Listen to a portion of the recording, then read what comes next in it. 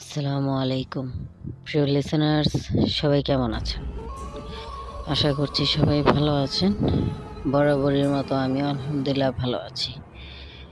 আপনাদের মাঝে আজকে আবারও হাজির হলাম আমি ভূত এফএম উইথ এমজে দ্বিতীয় এপিসোড আপনাদের মাঝে আজকে শুরু করছি ভৌতিক ঘটনা নিয়ে।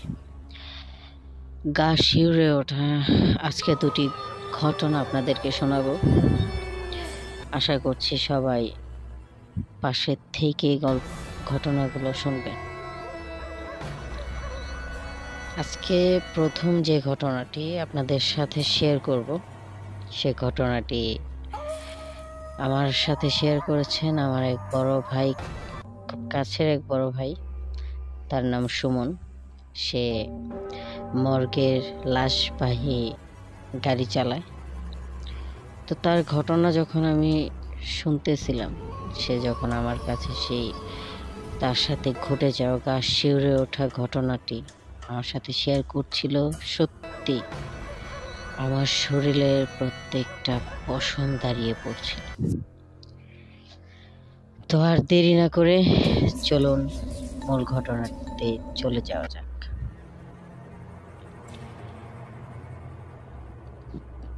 ঘটনাটি 2018। তখন প্রায় গরমকাল। মানুষ কতভাবেই না মৃত্যু হয়। মানুষ কেউ স্ট্রোক করে মারা যাচ্ছে, কেউ বা জীবনের হতাশা নিয়ে সুসাইড করছে, কেউ ভালোবাসায় ব্যর্থ হয়ে সুসাইড করছে। মৃত্যু এমন একটি জিনিস, কারো ইচ্ছায় হয়ে যায়, কারো অনিচ্ছায়। আজকে একটি সুইসাইড যে ঘটনাটি আপনাদেরকে বলবো, একটি সুইসাইড লাশকে ঘিরে সে ঘটনাটি। সুমন ভাইয়ের হয়ে আমি আমার মতো করে আপনাদেরকে ঘটনাটি বলবো। এখন 2018 গরমকাল। আমি বরাবরের মতো লাশবাহী গাড়ি চালাই। মর্গের থেকে, হাসপাতাল থেকে মর্গে নিয়ে যাওয়ার কাজ আমার। আমি প্রায় লাশ নিয়ে যাই, একা একা লাশ নিয়ে যাই। কখনো আমার হেল্পার থাকে, কখনো থাকে না। সেটা বড় বিষয় না, কারণ আমি প্রায় 10 বছর যাবত এই জবটি আমি করছি। আমার কোনো প্রবলেম হয় না, কারণ আমি ভয় পাই না। ভয় পাওয়ার কিছু নেই। একটা মৃত লাশ, তাকে তো ভয় পাওয়ার কিছুই নেই। তবে হ্যাঁ, মাঝে মধ্যে একটু অন্যরকম লাগে যখন লাশ কাটাকুটা একটা লাশ যখন আমি উঠাই, তখন একটু অন্যরকম লাগে। তবে এছাড়া আর কোনো সমস্যা হয় না। আমি যখন পিছনে লাশ নিয়ে যাই, লাশটা এদিক ওদিক লড়ে যায়। কারণ হচ্ছে রাস্তা তো আপনার সব সময় সমান থাকে না। কোনো রাস্তা একটু উঁচা থাকে, আইল্যান্ড থাকে বা ভাঙা থাকে, এরকম মিলিয়ে হচ্ছে আপনার রাস্তা। তো হঠাৎ একদিন আমি একটি সুসাইড লাশ বিষ খেয়ে মারা গেছে। তো বরাবরের মতো আমি লাশটা নিয়ে যাচ্ছি। আমার কাছে কেন জানি মনে হচ্ছিল যে গাড়ির মধ্যে কে যেন কান্না করছে। আমি আর তেমন একটি গুরুত্ব দেইনি বিষয়টা। আমি গান ছেড়ে গাড়িতে আমি গাড়ি চালাচ্ছি। তো গাড়ি চালাচ্ছি, আমার এতটা লাউড দিয়ে আমি গান শুনছিলাম, তারপরেও আমার মনে হচ্ছে না, আমার কানের সামনে কে যেন এসে গান কান্না করছে। তখন আমি পিছনে তাকাই, লাশের মতোই আছে। আর আমি বরাবরের মতো আবারও গাড়ি চালাচ্ছি, গান শুনছি। তো আমি মর্গে লাশটা নিয়ে গেলাম। মর্গের কাছে এসে গাড়িটা থামিয়ে লাশটাকে নিজের হাতেই কুলে করে নিয়ে মর্গে নিয়ে গেলাম। মর্গে নিয়ে যাওয়ার পর লাশটাকে মর্গের যে সিট থাকে সেখানে শোয়ালাম। একটু পরে ডাক্তার আসবে। ডাক্তার এসে লাশটাকে মানে ওনার যা করার সে করে, আবার আমার কাজ হচ্ছে ওনার কাজ শেষ হলে উনি লাশটাকে সেলাই টেলাই করে রাখবে, আমি ওইখান থেকে আবার লাশটা নিয়ে হসপিটালে দিয়ে আসবো। তো আমি বাইরে বসে আছি, কারেন্ট ছিল না তখন। তো আমি বাইরে বসে আছি, ডাক্তারের অপেক্ষা করছি যে কখন সে আসবে। এমন সময় ভিতরে হাঁটা চলার শব্দ আমি শুনতে পাচ্ছি স্পষ্ট, কে যেন হাঁটছে ভিতরে। তাই আমি বললাম এখানে তো আমি ছাড়া আর কেউ নাই, আজকে তো গার্ডও নাই, মর্গের সিকিউরিটি গার্ডটাও আজকে নাই, সে হয়তো বা বাইরে গেছে বা চাটা খেতে গেছে। তাদেরও তো একটা ফ্রিডমের বিষয় আছে, তারাও কেউ না থাকলে এখানে ওখানে যায়, চা খায়, সিগারেট খায়। তো আমি ওইখানে বসে ভাবছি যে ভিতরে কে হাঁটছে। তো তখন আমার মোবাইলের টর্চটা জ্বালিয়ে আমি ভিতরে একটু উকি দিলাম জানালা দিয়ে যে কে হাঁটছে। লাইট মারার পরে দেখি যে না, কেউ নেই। আমি আবারও বসলাম, আবারও কে যেন শুনতে পাচ্ছি যে হাসতেছে ভিতরে। তখন আমার একটু অন্যরকম ফিল, মনে অন্যরকম ভয় কাজ করছে যে হঠাৎ করে কে এমন হাসতেছে। আমি আবারও টর্চটা জ্বালিয়ে ভিতরে যখন জানালা দিয়ে লাইটটা মারলাম, দেখি যে না, এখনো কেউ নাই। তবে দুটা লাশ ছিল, আমি আসার আগে হয়তো বা কেউ লাশ আর একটা রেখে গেছে। তো ওই লাশটা দেখলাম যে উপর হয়ে আছে। আমার যতটুকু মনে পড়ে, আমি যখন আমার যে লাশটা আমি নিয়ে আসছিলাম, সেই লাশটা রাখার সময় আমি ওটা দেখেছিলাম যে সুন্দরভাবে শুয়েছিল। তো এখন দেখি যে না, ওই লাশটা উপর হয়ে আছে। আমি ভাবলাম হয়তো বা আমি ভুল দেখছি, মানুষ ভুল দেখতেই পারে। আমি আবারও আমার চেয়ারে এসে বসলাম। বসে প্রায় হয়তো বা 10-15 মিনিট এমন হবে। এরপরে আবারও দেখছি কে কান্না করছে। এখন কান্না করছে এই বিষয়টা তো মানে একবার হাঁটতেছে, একবার হাসতেছে, আবার কান্না করছে, এই বিষয়টা তো মানে ভাবার বিষয় যে কি হচ্ছে, এটা কেন হচ্ছে। আমি তারপরে আর কোনো কিছু না ভেবেই দরজাটা খুললাম। দরজাটা ডিরেক্ট খোলার সাথে সাথে আমি দেখে পুরোপুরি মানে ভিতরের কলিজাটা আমার শুকিয়ে গেছে। আমি কি করব বুঝতে পারিনি তখন। আমি যে লাশটা নিয়ে আসছি মাত্র, সে লাশটা দেখে বসে আছে আর তার মুখ থেকে রক্ত বের হচ্ছে। বিষ খাওয়া রোগী, লাশটা বিষ খেয়েছিল সুসাইড করার সময়, তো মুখ দিয়ে রক্ত পড়ছে। আমি আর কিছু না বলে গেটটা তাড়াতাড়ি মানে লাগিয়ে দিয়েই আমি দৌড় দিয়ে বের হয়ে গেছি।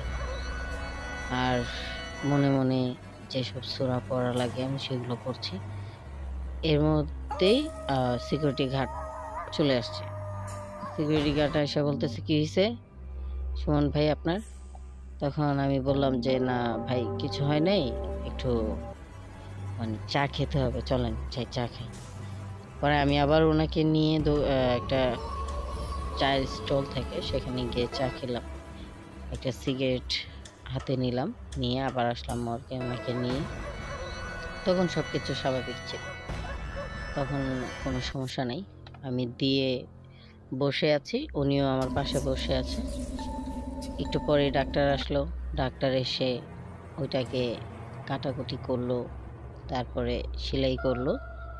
এর একটু পরে আমাকে ডাক দিয়ে বললো যে কাজ শেষ হয়ে গেছে সুমন, তুমি এটা নিয়ে হসপিটালে যাও, আমি বলবা যে আমি রিপোর্ট কালকে পাঠাবো। তো আমি আবার ওইটাকে নিয়ে হসপিটালে যাই।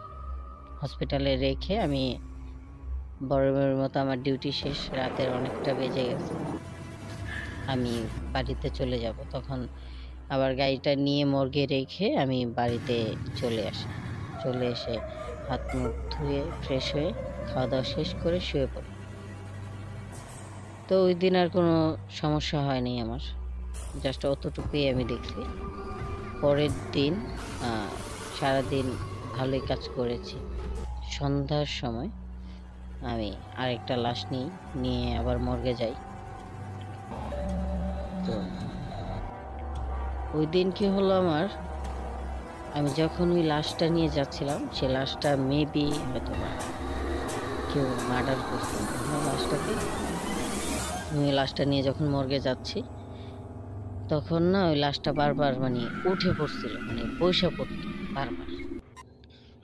তা আমি বুঝি না, আমি হয়তো মনে করছি যে রাস্তার ঝাঁকিতে গাড়ির লাশটা বারবার হেলান দিয়ে বসে পড়ছে। আমি এরকম না ভেবে গাড়িটা থামায়া আবার ওই লাশটাকে শোয়ায়া আমি আবার গাড়ি চালাচ্ছি। তো এমন করতে করতে প্রায় ৩-৪ বার লাশটা বসে পড়ে, আমি গিয়ে শোয়াই দিই গাড়ি থামায়া রাস্তায়। এমন করতে করতে আমি মর্গে নিয়ে যাই লাশটা। তো আজকে যে সিকিউরিটি গার্ডটা সে আছে, আমি লাশটা নিয়ে যাওয়ার পরে সিকিউরিটি গার্ড আর আমি দুজন মিলেই মর্গে নিয়ে যাই লাশটা। নিয়ে যাওয়ার পর আমি সিকিউরিটি গার্ডের পাশে এসে পরের দিনের মতো বসি, ডাক্তারের অপেক্ষা করছি যে উনি কখন আসবে। এই মুহূর্তে সিকিউরিটি গার্ডটি বলছে যে ভাই আপনি বসেন, আমি একটু সামনে থেকে আসি। তাই আমি বললাম আচ্ছা যান, সমস্যা নেই। আমার আর ওই দিনের কথা মনে নেই যে আমার গতকালকে আমার সাথে কি ঘটেছে। আমি যদি ওইটা মানে একটু স্মরণ করতে পারতাম বা আমার মনে হতো, তা আমি আর ওনাকে যেতে দিতাম না বা আমি ওনার সাথেই যেতাম। আমি বসে আছি বিন্দাস, কোনো প্রবলেম নাই। হঠাৎ আবারও কান্নার শব্দ শুনে আমার কানটা দাঁড়িয়ে গেল আর আমার মাথাটা একটু ঝিম ধরে গেল যে আজকে আবার কে কান্না করছে। আমি আজকে শুধু এতটুকুই মানে ভাবছি যে যাই হয়ে যাক, আজকে কি হচ্ছে আমি এটা ফুল দেখবো। কারণ আমার এই 10 বছরের ক্যারিয়ারের মধ্যে আমি কখনো এরকম কোনো ঘটনার সম্মুখীন হইনি। আমি তখন আস্তে করে দরজাটা খুলে দেখি যে লাশটা হাঁটছে, এই মাথা থেকে ওই মাথা লাশটা হাঁটতেছে আর কান্না করতেছে। তো ওই মাথা থেকে যখন লাশটা ফিডব্যাক করলো, পিছনে ঘুরলো, ঘুরে আমার দিকে তাকালো। আমি তো দরজাটা হালকা খুলে তাকিয়ে আছি যে দেখি কি করে, কি হচ্ছে, এটা একটা লাশ কিভাবে হাঁটে।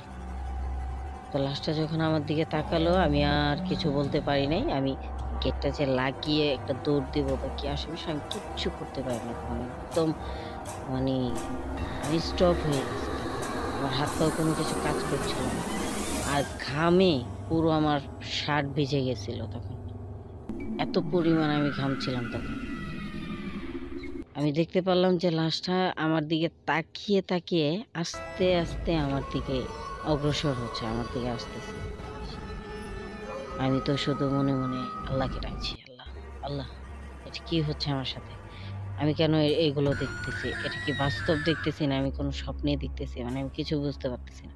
আর ঘাম, প্রচন্ড ঘাম, আমার সারা শার্ট সারা শরীর ভিজে গেছে, এত পরিমাণ আমি ঘামতেছি। আর গরমের দিন, বুঝতেই পারতেছেন আমার সাথে কোন সিচুয়েশনটা হচ্ছে। তখন লাশটা আস্তে আস্তে আমার পুরো ফেস বরাবর চলে আসে, এসে একটা বিকট হাসি দেয়। যে হাসিটা যদি আল্লাহ আমাকে না দেখাতো সবচেয়ে ভালো হতো।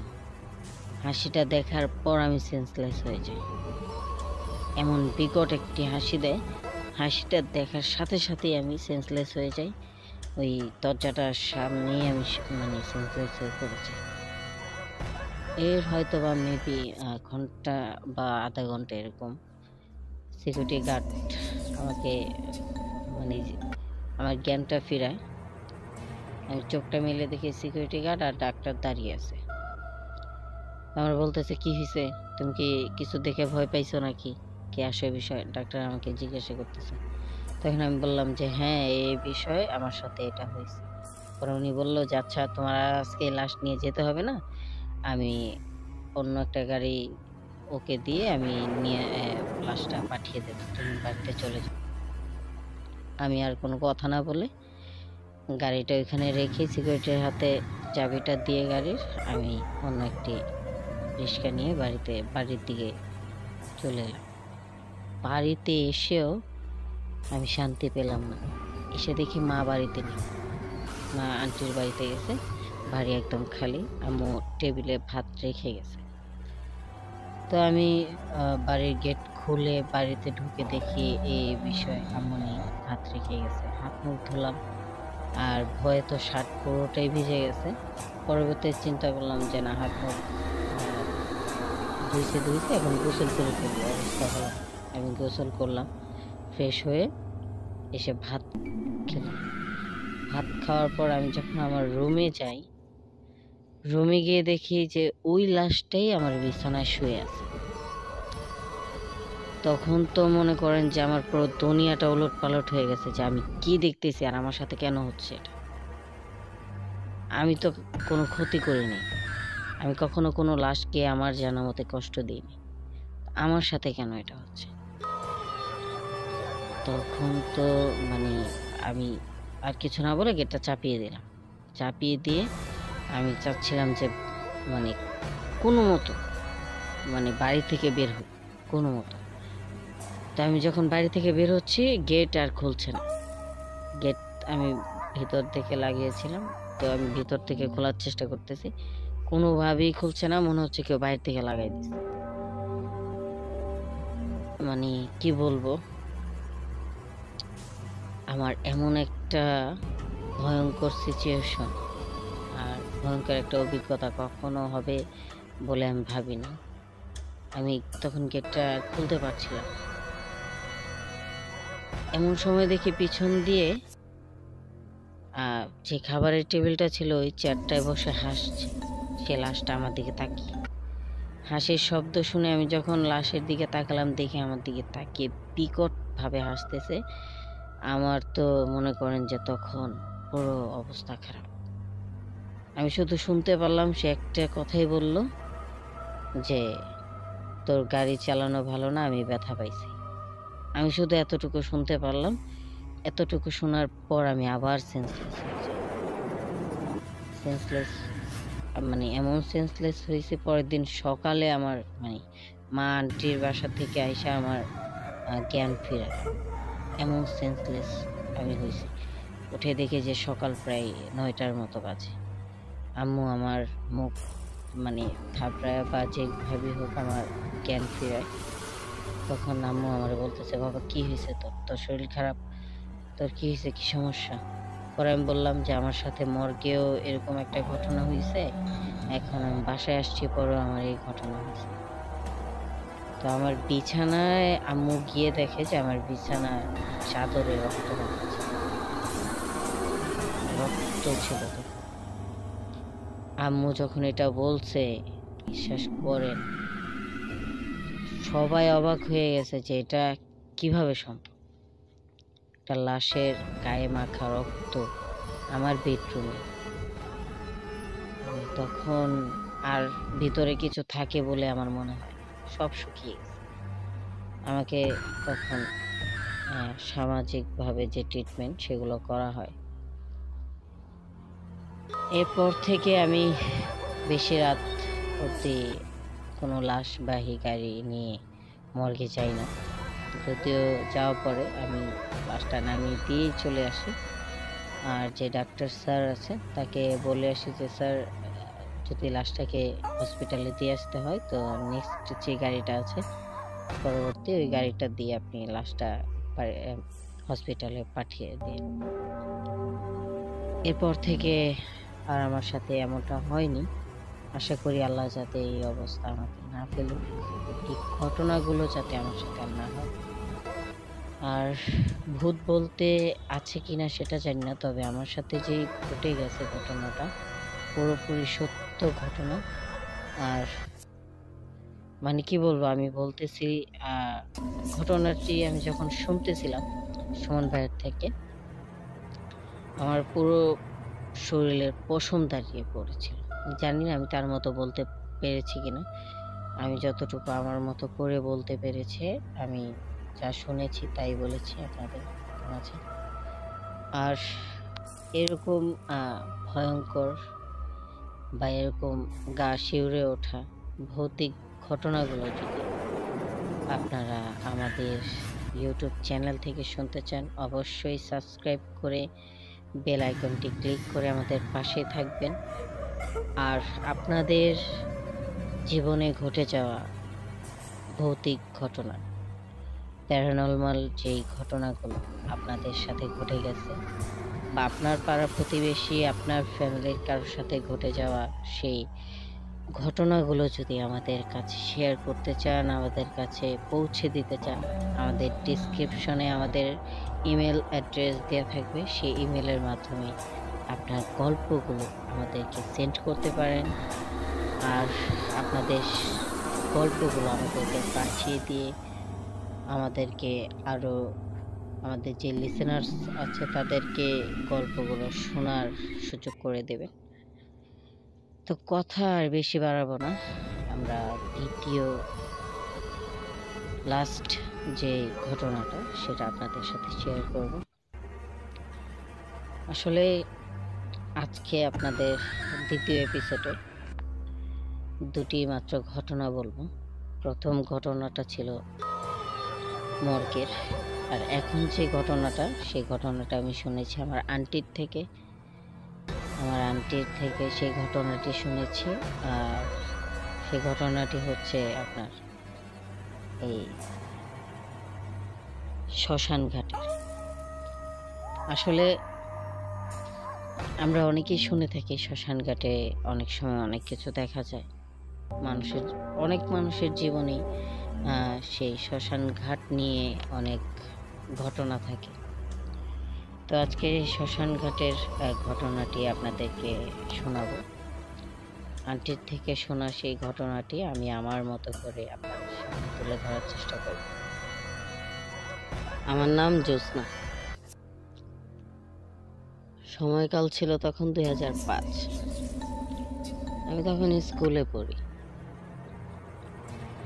তো স্কুলে পড়াকালীন যখন আমি ছুটি পাই, তখন আমি আমার বড় বোনের বাড়িতে বেড়াতে যাই। বড় বোনের বাড়ি ছিল হিন্দু এলাকার সাথে, একদম মানে ওনাদের এলাকার হিন্দু এলাকা পাশাপাশি ছিল। আমি তাদের বাড়িতে বেড়াতে যাই, তার একটা ননদ ছিল। তো এই ননদের সাথে আমি প্রায় বিকেলবেলা হাঁটতে যেতাম। তো হাঁটাহাঁটি আমার কাছে খুব ভালো লাগতো। আর বেড়ানোটা ছিল আমার একটি মানে ভালো একটা বিষয় ছিল। আমি বেড়াতে খুব পছন্দ করতাম। তো বোনের বাড়িতে যখন বেড়াতে যাই, আমি তার ননদকে নিয়ে প্রতিদিন বিকেলের মতো সেদিনও হাঁটতে বেরোয়েছে। তো পুরো হিন্দু এলাকাটা ঘুরছিলাম। ঘুরতে ঘুরতে প্রায় সন্ধ্যার কাছাকাছি, সন্ধ্যা হবে এমন একটা সময় আমরা একটা শ্মশান ঘাটটা পার হয়ে একটা পরিচিত বাড়িতে গিয়েছিলাম। তো পরিচিত বাড়িতে গিয়ে গল্প টল্প করতে করতে প্রায় সন্ধ্যা পেরোয় এশারের আজান দিবে এমন সময় আমরা সে বাড়ি থেকে বিদায় নিয়ে বের হয়েছি যে আমরা এখন চলে যাব। বের হওয়ার সাথে সাথে এশারের আজান দিচ্ছে, আমরা আজানের সময় বের হয়েছি, আমরা এখন বাড়িতে চলে যাব। তো যখন আমরা হাঁটতে শুরু করলাম, এমন সময় আজানও শেষ, প্রায় আজান অনেক জায়গায় একটু আস্তে আস্তে শোনা যাচ্ছে। আমরা হাঁটতে শুরু করলাম যে বাড়ি তো কাছেই, যেতে সময় লাগবে না। হাঁটতে হাঁটতে শ্মশান ঘাটের কাছে, প্রায় কাছাকাছি শ্মশান ঘাট, এমন সময় পুরো এলাকাটা স্তব্ধ হয়ে গেছে। বুঝতে পারলাম না যে কেন এটা হলো। পুরো এলাকাটাই স্তব্ধ হয়ে গেছে। একটা কুকুরের আওয়াজ নাই বা একটা ঝিনুক পোকের আওয়াজ নাই, মানে কোনো শব্দই নেই সেই জায়গাটায়। এমন একটি নীরবতা ছেয়ে গেল ওই জায়গাটায়। আমরা হাঁটতে হাঁটতে শ্মশান ঘাটের কাছাকাছি চলে আসছি। এমন সময় দূর থেকে দেখা যাচ্ছে যে শ্মশান ঘাটে মানে আলো জ্বলছে। তো শ্মশান ঘাটে আলো জ্বলছে স্বাভাবিক, হয়তোবা কেউ মারা গেছে, তাকে পুড়তে নিয়ে আসছে। আমরা কি করলাম, আস্তে আস্তে হাঁটছি আর আমি বললাম যে লাশটাকে পুড়ছে, চল গিয়ে দেখি। আমি না কখনো দেখি নাই যে কিভাবে লাশ পুড়ে। তো আমাকে বলল যে না, দেখা লাগবে না, চলেন আমরা বাড়িতে চলে যাই, যেহেতু রাত হয়ে গেছে অনেক, ভাবি অনেক টেনশন করবে। আমি বললাম আচ্ছা আপুর সমস্যা নাই, চল আমরা গিয়ে দেখি যে কিভাবে পুড়ে। আমার না খুব শখ লাশ পোড়া দেখার। তো এত কিছু না ভেবে আমরা শ্মশানে উঠলাম। শ্মশানের উপরে উঠে মানে অনেক মানুষ, এখানে একটা লাশ পড়ছে, অনেক মানুষ দাঁড়িয়ে, কেউ কান্না করছে, কেউ দাঁড়িয়ে আছে। আমরা দেখছি যে একটা মানুষকে পোড়া হচ্ছে। হঠাৎ মানে আপনাদেরকে বললে আপনারা বিশ্বাস করবেন কিনা জানি না, পুরো শ্মশান পুরো খালি হয়ে গেছে। পুরো শ্মশান হঠাৎ করে সব মানুষ গায়েব হয়ে গেছে। যে লাশটাকে পুড়ছিল সেটাও গায়েব হয়ে গেছে। পুরো অন্ধকার হয়ে গেছে পুরো শ্মশানটা। ও আর আমি তো চমকে গেছি হঠাৎ করে, এটা কি হলো? আমরা মাত্র দেখলাম এখানে একটা লাশ পোড়া হচ্ছিল।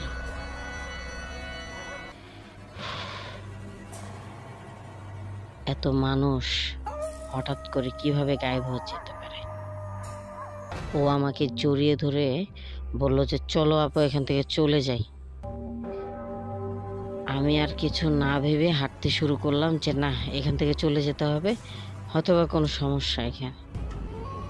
যখন দৌড়ে বেরোচ্ছি, যে লাশটাকে পড়ছিল সেই লাশটার ওই মানুষগুলো আমাদের সামনে চলে আসছে, সিঁড়িটার সামনে। আমরা কোনোভাবে নামতে পারছি না এখান থেকে। কি একটা বিব্রতকর পরিস্থিতি। মানে কান্না করে দিছে আমার সাথে যে ছিল আমার বোনের ননদ, ও তো পুরো কান্না করে দিছে। ও ভয়ে, ও যে কি বলছে ও নিজেও বলতে পারে না। আমার গলা শুকিয়ে গেছে তখন। আমি আর কিছু না ভেবে ওর হাতটা টেনে ধরে আমি একটা দৌড় দিলাম। তো শ্মশান ঘাটের একটা মানে এরিয়া ছিল, বাউন্ডারি করা, দুই সাইডের দুই সিঁড়ি। যে দ্বিতীয় যে সিঁড়িটা, সেই সিঁড়িতে একটা পুষ্করণী ছিল। আর আমরা যে দিক দিয়ে উঠেছি ওটা তো রাস্তার সাথে সিঁড়ি ছিল, ওইখানে ছিল ওই লাশ আর ওই মানুষগুলো। তো আমরা ওই যে পুষ্করণীর সাথে সিঁড়িটা ছিল, আমরা ওইখান দিয়ে যেতে শুরু করলাম। আমরা তো মনে করছি ওইখান দিয়ে একটা রাস্তা। তো ওইখান দিয়ে সিঁড়িতে নামতে গিয়ে আমরা পানিতে নেমে গেছি। আমার প্রায় হাঁটু পর্যন্ত পানিতে আমার পাও ভিজে গেছে।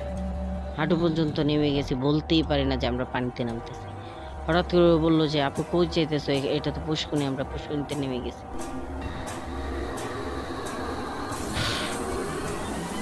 আমি তখন কান্না করে দিয়ে মানে শুধু আল্লাহর কাছে বলছি, আল্লাহ আল্লাহ আমাদেরকে বাড়িতে ফেরত দিয়ে আসেন আল্লাহ, আপনি কোনোভাবে সাহায্য করেন আল্লাহ। আমি কি বলছিলাম আমিও তখন বলতে পারি না, আবল তাবল কি যে বলছিলাম তখন। একটা মানে এটা বলে বোঝাতে পারছি না, গায়ের লোম শুদ্ধ দাঁড়িয়ে যাচ্ছে। আমি তখন পুষ্করণী থেকে ওঠার চেষ্টা করলাম যে না, পুষ্করণীতে পানিতে নামা যাবে না, চলো উপরে যাই, আমরা ওইখান থেকে দিয়ে যাব, যা হওয়া পার হবে। কারণ এছাড়া আর কোনো অপশন নেই আমাদের কাছে। দুই সাইডে তো বাউন্ডারি, আর এক সাইডে যাওয়ার সিঁড়ি, এক সাইডে হচ্ছে পুষ্করণীর সিঁড়ি। তো আমরা আর কিছু না ভেবে যে দিক দিয়ে আমরা আসছি ওই দিকেই যেতে শুরু করলাম। সিঁড়িটার সামনে গিয়ে দেখি ওই সেম মানুষগুলো, এই লাশগুলো দাঁড়িয়ে হাসতেছে আর আস্তে আস্তে উপরে উঠছে। ও তো জায়গাতেই সেন্সলেস, যখন ওইগুলো উঠতেছে জায়গাতেই সেন্সলেস ও। আমি তো আর কিছু করতে পারছি না, ওরে ধরবো না ওইটা মানে সামলামো, আমি তখন কোনো কিছুই বুঝতে পারছি না। আমি হিমশিম খেয়ে গেছি, আমার মাথাও কাজ করছিল না, হাত কাঁপছিল, পা কাঁপছিল তখন। মানে আমি তো কান্না করতে করতে আমার অবস্থা একদম খারাপ হয়ে গেছিল তখন। আর এর মধ্যেই সাইড থেকে যেন লাইট নিয়ে যাচ্ছে, আল্লাহর কি রহমত, এর মধ্যে এখান দিয়ে লাইট দিকে যাচ্ছিল। তখন ওইগুলো হঠাৎ করে গায়েব হয়ে গেছে। আমাদের কান্না শুনে ওই লোকটা ওই সিঁড়ি বরাবর লাইট দিয়ে দেখে যে আমি আমার ওই বোনের ননদকে ধরে রাখছি আর আমি কান্না করছি চোখ বন্ধ করে। তো উনি তাড়াতাড়ি উপরে এসে আমাকে আর আমার ওই বোনের ননদকে নামালো, নামিয়ে আমাদেরকে কোনো রকম মাথায় পানি টানি দিয়ে ঠান্ডা করে আমাদের বাড়িতে নিয়ে দিয়ে আসলো। তো বাড়িতে যাওয়ার পরে ওই মানুষটা যখন আমাদের সাথে, আমরা একজনের অবস্থা খুব খারাপ, ওরে কোনো রকম জ্ঞান ফিরিয়ে আনার পর বাড়িতে যখন যাই, তখন আমার বোন, দুলাভাই সবাই তো মানে বলছে যে কই গেছিলি, রাতের কয়টা বাজে, তোদের এই অবস্থা কেন, পুরো শরীর ভিজা তোদের। আর উনি কে? পরে উনি বলল যে ওদেরকে শ্মশান ঘাটে এমন একটি পরিস্থিতিতে পাইছি ভাই, এর জন্য ওদেরকে আমি বাড়ি পর্যন্ত দিয়ে আসলাম। তো আমার বোন আর বোন জামাই তাকে ধন্যবাদ দিয়ে তাকে বিদায় দেয় আর আমাদেরকে বলে যে যা গোসল কর। তো আমরা দুজনেই গোসল করি। ওর জ্বর চলে আসে, ও গোসল করে এসে ওষুধ খায়, ওষুধ খাওয়ার পরে শুয়ে থাকে। আমরা আর কেউ রাতে ভাত খাই না তখন। যদি এই ঘটনাটা এখানেই থেমে যেত অনেকটাই ভালো হতো। আমরা ঘুমিয়ে পড়ি। পরের দিন আর বাড়ি থেকে বের হই না, স্বাভাবিক মতোই দিনটা আমাদের যায়। বরাবরের মতো যখন আবারও সন্ধ্যা নেমে আসে, সারাদিন আমরা দুজনে একজনও বের হইনি। ও তো প্রচুর জ্বর চলে আসে। তো ওই দিন ওরে স্বাভাবিক ফার্মেসি থেকে ওষুধ এনে ওরে দেয়া হয়। আর আমার তো এদিক ওদিক পাইচারি করতে করতে সারাদিন চলে যায়। বোনের একটা ছেলে আছে, তাকে নিয়ে খেলাধুলা করতে করতে এই সময় চলে যায়। সন্ধ্যা যখন ঘনিয়ে আসে, তখন আমার সাথে ওই ঘটনাটা আবার ঘটে। আমি যখন একা একা রুমে বসেছিলাম, তখন কারেন্ট চলে যায়। কারেন্ট যাওয়ার সাথে সাথেই আমার ঘরের এক কোনায় সাদা কাপড় পরে কে দাঁড়িয়ে আছে। তাই মনে করেছি যে হয়তোবা বাইরে থেকে কোনো লাইট বা কোনো কিছু আমার ঘরে এক কোনাতে পড়ছে, এর জন্য সাদা হয়ে আছে। তো আমি আর অন্য কিছু না ভেবে আমি দরজাটা চাপিয়ে দিয়েছি যে যাতে কোনো আলো না আসে, আমি শুয়ে পড়বো। আমার কেমন যেন খারাপ লাগছে, আমি শুয়ে পড়বো। আমি যখন খাটে বসে শুতে যাব, তখন আমার মাথাটা বালিশে না গিয়ে কারো একটা মানে শরীরের উপর আমার মাথাটা পড়ছে। তো যখন শরীরের উপর মাথাটা পড়ছে, আমি পেছনে হাত দিয়ে একটা মানুষের আকৃতি একটা মানে আমার হাতে স্পর্শ হয়। আমি লাফ দিয়ে চিৎকার দিয়ে মানে বসে পড়ি। যখন আমি চিৎকার দিয়ে বসে পড়ি, ওই জিনিসটা আমার সামনে চলে আসে, মানে একটা পোড়া লাশ। যখন আপনি দেখবেন, কখনো দেখছেন কিনা জানি না আপনারা, তবে আমি ওই দিন দেখেছি, পুরো চামড়া মুখের খসে খসে পড়তেছে।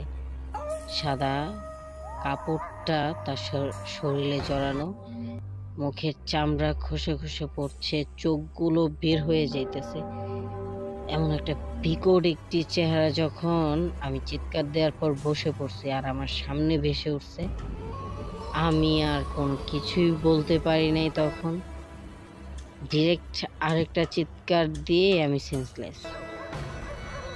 যখন আমি সেন্সলেস হয়ে যাই, আমার চোখ যখন আমি খুলি, আমার জ্ঞান ফিরে, তখন আমার আপু আমার সাথে ছিল, আর আমার আপুর ওই ননদটা আমার মাথায় পানি দিচ্ছে আর বলছে যে কি হয়েছে, তোর কি সমস্যা, এভাবে চিৎকার করলি কেন, তুই সেন্সলেস কেন হলি?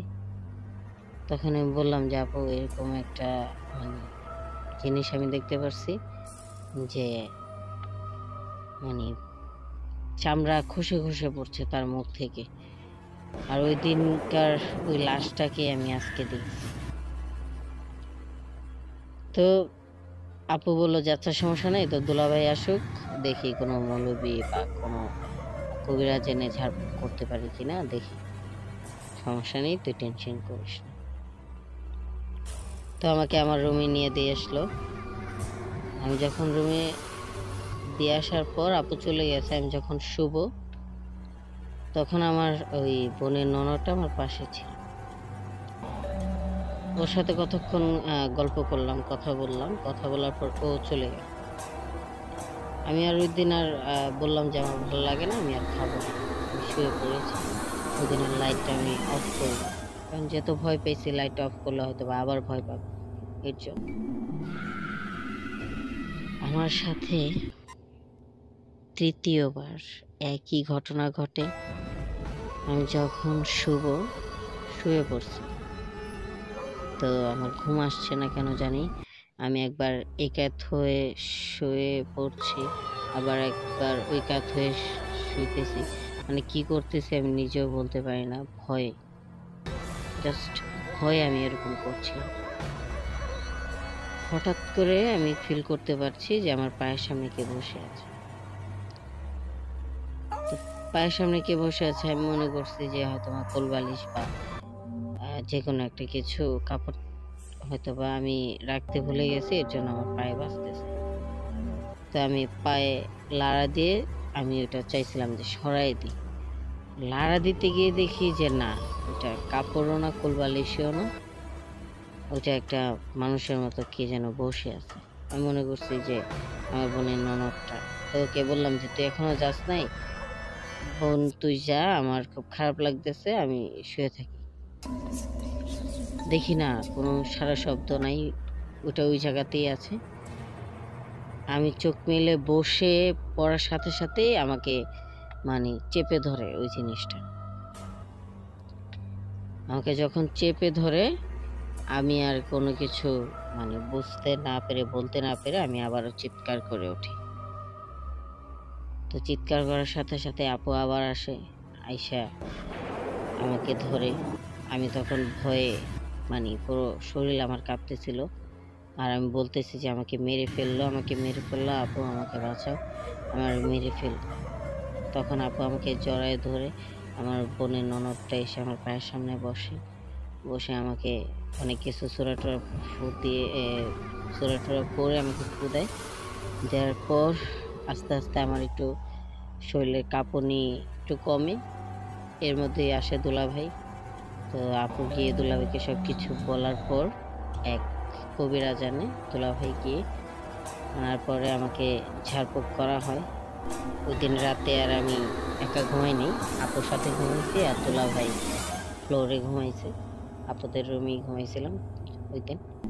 তো ওই দিন পর থেকে আল্লাহর রহমতে আমার সাথে আর কোনো ঘটনা ঘটেনি, আর আশা করি যাতে আমার সাথে আর না ঘটে এই বিষয়গুলো।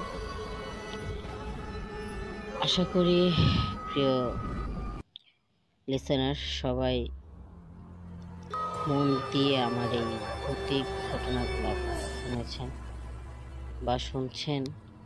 যারা যেখান থেকে শুনছেন, কমেন্টের মাধ্যমে আপনাদের লোকেশনগুলো আমাদেরকে জানিয়ে দেবেন।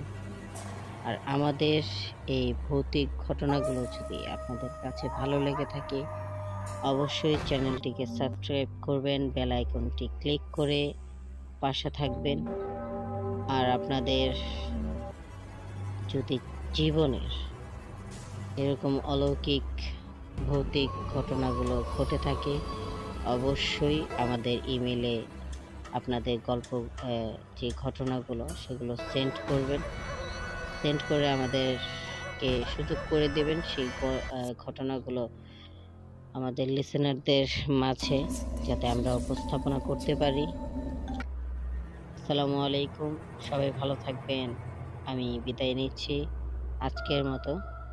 আবারও আসবো দ্বিতীয় এপিসোড নিয়ে, ভূত এফএম উইথ এমজে। আসসালামু আলাইকুম।